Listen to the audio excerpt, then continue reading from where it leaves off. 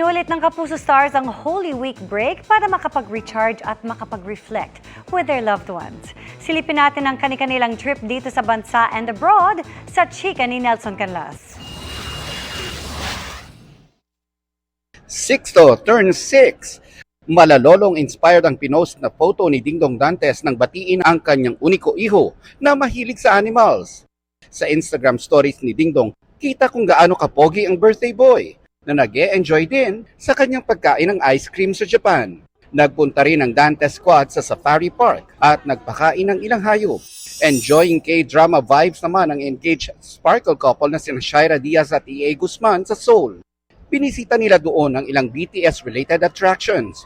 At para full experience ang K-drama feels, nagpa-picture pa ang dalawa na parang hango sa mga eksena ng K-drama. Nagpunta rin sa Seoul si Slay cast member Mikey Quintos. Ang kanyang co-star ni si Kapuso It Girl Gabby Garcia work mode sa Japan ngayong Holy Week. Mabuti na lang daw at sumunod doon ang boyfriend na si Khalil Ramos para samahan siya. At para makumpleto ang kanilang trip sa Land of the Rising Sun, mawawala ba ang food trip? After ng Japan, Siargao naman ang ini-enjoy ngayon ni Gabby. Biyaheng Batangas naman sina Limitless star Julian San Jose at Rayber Cruz. Kasama ng Julie Ver ang kanilang pamilya para sa Visite Iglesia.